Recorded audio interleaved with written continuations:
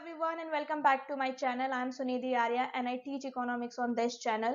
मैंने फिलहाल statistics for economics को शुरू किया हुआ है, यानी कि जितने भी स्टैटिस्टिक्स इकोनॉमिक्स के पॉइंट ऑफ व्यू से रिलेटेड है मैं वो सब कवर कराने वाली हूँ। फिलहाल मैं इसको नेट के पॉइंट ऑफ व्यू से कवर करा रही हूँ, बट आने वाले टाइम में मैं इसको कॉम्प्रीहेंसिवली कवर कराऊंगी अगर आप एकेडमिक्स के पॉइंट ऑफ व्यू से भी सोच रहे हैं तो। इससे पिछले वाली वीडियो में मैंने आपको ज्योमेट्रिक मीन कैलकुलेट करना सिखाया था, उसके दो डिफरेंट फॉर्मूलेस बताए थे और केवल डेटा सेट्स और फ्रीक्वेंसी के साथ कैलकुलेट करना सिखाया था, प्रॉपर्टीज को बताया था, मेरिट्स और डिमेरिट्स को बताया था। अगर आपने वो वीडियोस नहीं देखे हैं तो आई वुड रिक्वेस्ट कि आप अर्थमेटिक मीन और ज्योमेट्रिक मीन के वीडियोस को देख कर आएं। और आज का जो टॉपिक है वो हार्मोनिक मीन है। मैं इसमें हार्मोनिक मीन का कॉन्सेप्ट समझाऊंगी, उसमें आपको एग्जांपल देकर बताऊंगी कि कैसे क्वेश्चंस को सोल्व करना है, और उसके बाद में मैं हार्मोनिक मीन्स के मेरिट्स एंड डिमेरिट्स को बताने वाली हूँ। हार्मोनिक मीन जो है वो अर्थमेटिक मीन से काफी मिलता जुलता है। अगर आपका अर्थमेटिक मीन का कॉन्सेप्ट अच्छे से क्लियर है तो आप इसको आराम से कर सकते हैं, इसीलिए आई वुड रिक्वेस्ट कि आप पहले जाके उस वीडियो को देखें। Harmonic mean is defined as the reciprocal of the arithmetic mean of the given datas value. देखिए, मैंने आपको अभी थोड़ी देर पहले बताया था कि अर्थमेटिक मीन अगर आपको अच्छे से आता है तो आप हार्मोनिक मीन को भी कर लेंगे, क्योंकि हार्मोनिक मीन और अर्थमेटिक मीन क्या है, रिलेटेड है। तो हार्मोनिक मीन क्या होता है? Harmonic mean is reciprocal of arithmetic mean of given datas value. अब देखिए, हमारा अर्थमेटिक मीन क्या होता है? Sum of total observation upon number of observation. बस, अगर हमको ये बात समझ में आ गई है तो हम पूरा हार्मोनिक मीन को कैलकुलेट कर सकते हैं। अब मैं ज्यादा टाइम वेस्ट ना करते हुए इसका एक एग्जांपल सोल्व करती हूँ। देखिए, हमें इस डेटा का हार्मोनिक मीन निकालना है। अर्थमेटिक मीन का क्या फॉर्म? हार्मोनिक मीन जो होता है वो अर्थमेटिक मीन का रेसिप्रोकल होता है। अब मैंने आपको बताया इसी से, और मैंने आपको लास्ट स्लाइड में बताया कि अर्थमेटिक मीन क्या होता है? टोटल ऑब्जर्वेशन का सम और नंबर ऑफ ऑब्जर्वेशन। अब बस आप इसको रिवर्स कर दीजिए। अगर आपको ये कोई भी फ्रैक्शन गिवन है तो आप इसको सॉल्व कैसे करते हैं? Number of observation upon 1 upon total observation. इसी तरीके से आप इसको सॉल्व करते हैं, 1 अपॉन टोटल ऑब्जर्वेशन का सम। इस फॉर्मूले के बेस पे हम हार्मोनिक मीन को कैलकुलेट करने वाले हैं। आप देखते जाइएगा कि मैं इस क्वेश्चन को कैसे सोल्व करती हूँ। सबसे पहले मैं इसका यहाँ पे फॉर्मूला लिख देती हूँ। और नंबर ऑफ ऑब्जर्वेशन जो है वो ऊपर आएगा। कितने ऑब्जर्वेशन इसमें? 1 2 3 4 5 6 इसमें ऑब्जर्वेशन है।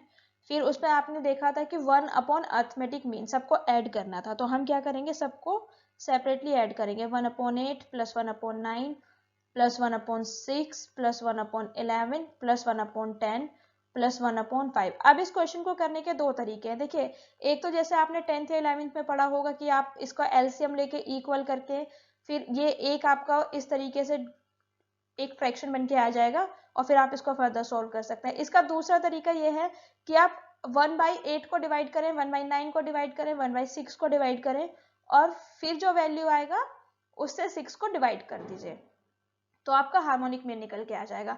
देखिए,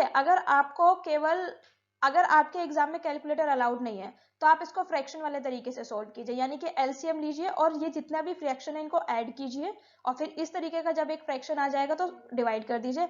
लेकिन अगर आपके पास कैलकुलेटर गिवन है तो आई वुड एडवाइज कि आप इनको सेपरेट डिवाइड कीजिए और फिर फटाफट से ऐड करके क्वेश्चन को निकाल दीजिए, क्योंकि जितने भी हायर एग्जाम्स होते हैं उनमें कैलकुलेटर अलाउड होता है। तो मैंने उसी तरीके से किया है, इन सबको सेपरेट डिवाइड करके ऐड किया है, जो कि हमारी वैल्यू आई है 0.7936।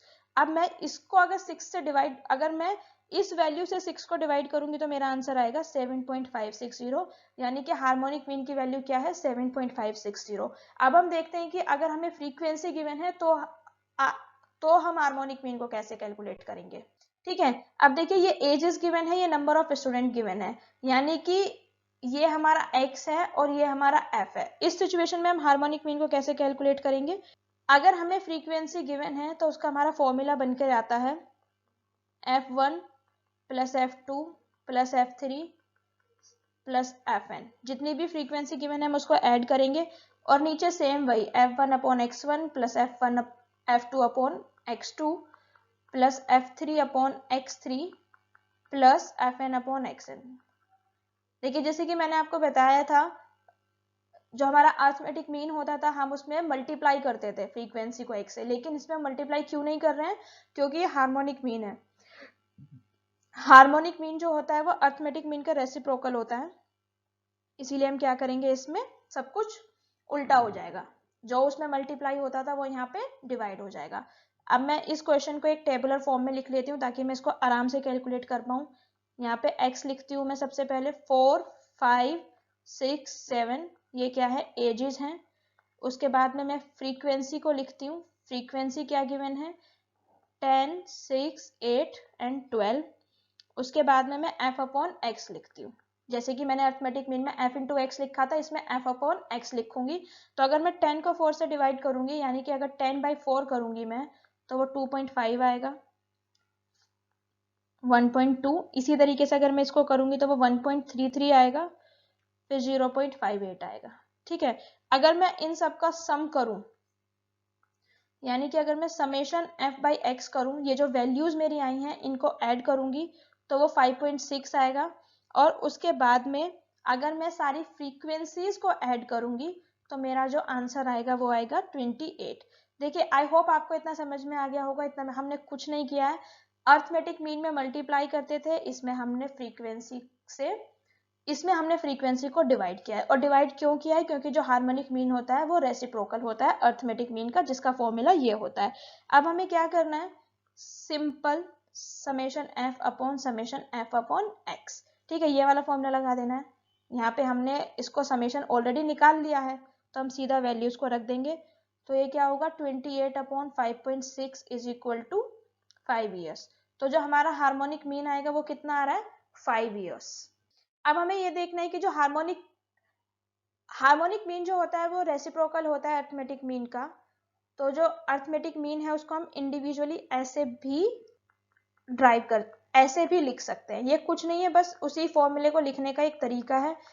सॉल्व मैंने इसी तरीके से किया है, लेकिन उसका जनरलाइज्ड फॉर्म जो है वो यहाँ पर लिखा गया है।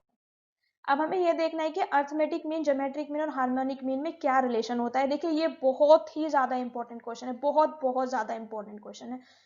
मैं इस पे एम्फेसाइज नहीं कर सकती कि ये कितना इंपॉर्टेंट है। जितने भी कॉम्पिटिटिव एग्जाम्स आते हैं उसमें ये बहुत बार पूछा जाता है कि इनके बीच में क्या रिलेशन है। तो इसको आप दिमाग में रख लीजिए कि अगर जी ज्योमेट्रिक मीन है, एच हार्मोनिक मीन है, ए अर्थमेटिक मीन है, तो उनका रिलेशनशिप होगा G square is equal to A into H. यानी कि ज्योमेट्रिक मीन का स्क्वायर करेंगे तो वो अर्थमेटिक और हार्मोनिक मीन के इक्वल होगा, या फिर अगर जी निकालना है हमें तो इसका अंडर रूट कर देंगे। ये दोनों में से किसी भी तरीके का वैल्यू आ सकता है क्वेश्चन में, किसी भी तरीके का फॉर्म क्वेश्चन में आ सकता है, जिसको सॉल्व करना इंपॉर्टेंट होता है। कई बार क्वेश्चन ऐसा भी आ जाता है कि हमें अर्थमेटिक मीन की वैल्यू गिवन है, हार्मोनिक मीन की गिवन है, जी की बोल लेते हैं, या फिर इन तीनों में से कोई भी एक वैल्यू गिवन होगा, या फिर इन तीन में से कोई भी दो वैल्यू गिवन होगा, उसमें से हमें किसी एक की वैल्यू निकालनी होगी। सो प्लीज इस कॉन्सेप्ट को आप दिमाग में रखिएगा, ये पूछा जाता है और बच्चे इसमें गलती करते हैं, आप मत कीजिएगा। मैरिट्स क्या है, रिजिडली डिफाइंड होता है, सारे सीरीज पे बेस्ड होता है, यानी कि हम किसी भी एक टर्म को इग्नोर नहीं कर सकते हैं अर्थमेटिक मीन की तरह। अलजेब्रिक मेथड कर सकते हैं, जैसे कि हमने कंबाइंड मीन निकाला था उसी तरीके से हम कंबाइंड हार्मोनिक मीन भी निकाल सकते हैं। ये ज्यादा रिलायबल रिजल्ट हमें देता है, और इसका रिजल्ट रिलायबल ज्यादा होता है क्योंकि ये हमें ज्यादा रिलायबल रिजल्ट देता है, और जितने भी स्मॉलेस्ट आइटम होते हैं उसको हाईएस्ट वेट देता है। देखिए ये जो इसकी प्रॉपर्टी है ये ज्योमेट्रिक मीन से मैच करती है, क्योंकि हम इसमें रेसिप्रोकल लेते थे और उसमें पावर में लेते थे। तो अगर कोई भी हमारा ऐसा डेटा सेट है जिसमें स्मॉलेस्ट आइटम पे हम इम्फेसाइज करना चाहते हैं, तो ज्योमेट्रिक मीन और हार्मोनिक मीन जो है वो बेस्ट मेजर है सेंट्रल टेंडेंसी के लिए। ये हम उसको तब भी कैलकुलेट कर सकते हैं अगर कोई नेगेटिव वैल्यू गिवन है, और ये स्क्यू डिस्ट्रीब्यूशन को प्रोड्यूस करता है। यानी कि अगर नॉर्मल से कोई भी स्क्यू डिस्ट्रीब्यूशन निकालना है तो हम इससे ड्राइव कर सकते हैं, और इसका जो कर्व है वो बहुत ज्यादा स्ट्रेट होता है अर्थमेटिक मीन और ज्योमेट्रिक मीन के कंपैरिजन में। अब हम देखते हैं कि इसके डीमेरिट्स क्या है। एक्सट्रीम आइटम से अफेक्ट होता है अर्थमेटिक मीन की तरह, कैलकुलेट नहीं कर सकते अगर किसी का भी आइटम जीरो है, क्योंकि अगर कोई भी जीरो में अगर डिनोमिनेटर में जीरो आ गया तो वो टर्म इन्फिनिटी हो जाएगा, जिसको हम सॉल्व नहीं कर पाएंगे। ये हार्मोनिक मीन से ये ज्योमेट्रिक मीन से मिलती हुई इसका डिमेरिट है, क्योंकि उसमें अगर हम जीरो करते थे तो पूरा जो सीरीज है वो जीरो हो जाती थी, और जो उसका कैलकुलेशन है ना वो थोड़ा सा कम्बरसम है, क्योंकि पहले कैलकुलेट कीजिए फिर रेसिप्रोकल को कैलकुलेट कीजिए। देखिए मैंने आपको कैलकुलेट करना सिखाया, अर्थमेटिक मीन को कैलकुलेट करना सबसे ईजी होता है, ज्योमेट्रिक मीन और हार्मोनिक मीन को कैलकुलेट करना थोड़ा डिफिकल्ट होता है।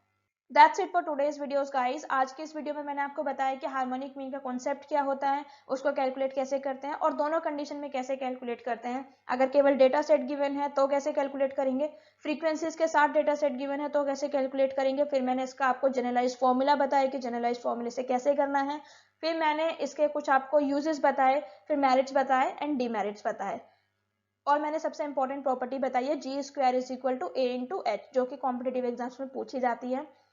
आई होप आपको मेरा वीडियो बहुत अच्छा लगा होगा, बहुत इन्फॉर्मेटिव लगा होगा। अगर आपको मेरा वीडियो अच्छा लगा है तो please like it, share it with your friends and subscribe to the channel. और अगर कोई भी किसी भी तरीके का आपको डाउट है तो you can comment down in the comment section below, I would reply that. Till then thank you so much.